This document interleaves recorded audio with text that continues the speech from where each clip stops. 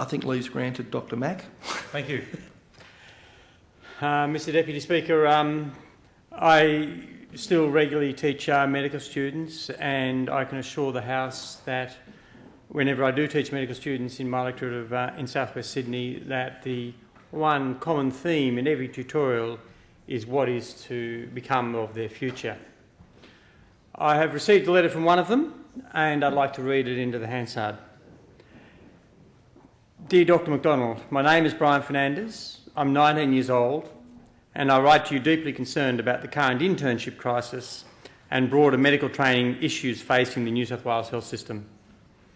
I'm told my birth went smoothly in Campbelltown Hospital those 19 years ago, despite it being understaffed and desperate for more doctors. Mr Deputy Speaker, I was working there at the time, and I can tell you that at that stage we were not even able to check newborn babies. Every baby who was born was sent home without any medical check whatsoever, and that is a legacy of the previous Liberal government and one of the reasons I'm in this House as a member of the Labor Party. The letter continues. My family stayed in the area, and after graduating from Year 12 at Hurlstone Agricultural High School, I enrolled in medicine at the University of Western Sydney. I'm now studying in the same familiar Campbelltown Hospital. Not a lot has changed. Relative to Sydney's north, east and south, Western Sydney still has fewer GPs, fewer hospital beds, longer surgery waiting times and more preventable deaths. Does it seem right to you that where you are born in this state can so significantly determine when you die? It doesn't to me. Mr Deputy Speaker, I regularly teach the UWS medical students, and their commitment to social justice is one that does their university proud and reflects a change in the way the profession will be over the next many years, when social justice will be a core value of every doctor who graduates from not only the University of Western Sydney but also from medical students in this state. He goes on.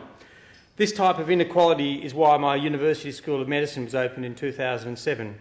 It was hoped that the additional graduates trained in Western Sydney would choose to stay and work there as doctors. And yet, across the east coast of Australia, we now have over 150 graduates of medical schools, including mine, UWS, without internships for next year. You must already know that the worst state with the most unplaced graduates is New South Wales. This internship crisis is important to me and my family because sending good graduates overseas will only further entrench the chronic health problems and social disadvantage that our community of Western Sydney suffers. This isn't a self-limiting disease, Dr McDonald, but is a treatable one. And the prescription is simple. Train the doctors we need. Give graduating medical students a job. Put people before politics. The most disappointing part of this internship crisis is that the state and federal governments have had plenty of notice. It takes 4, 5 or 6 years to complete medical school. A coalition federal government, with the state's support, wisely chose to train more doctors by opening new medical schools. A coalition state government should now be proud to finish the job. But regular people like me don't actually care about the politics. What I care about is that as a son, I see my father, a man who's worked hard in the Greater Western Sydney community for over 2 decades, having to wait too many months for an appointment with a cardiologist. That's when I question the wisdom of having 150 medical graduates go to waste. What I care about is that as a medical student, I hear stories every day about people's loved ones being rushed into emergency departments around New South Wales and having to wait for hours just to be properly assessed due to a lack of registrars.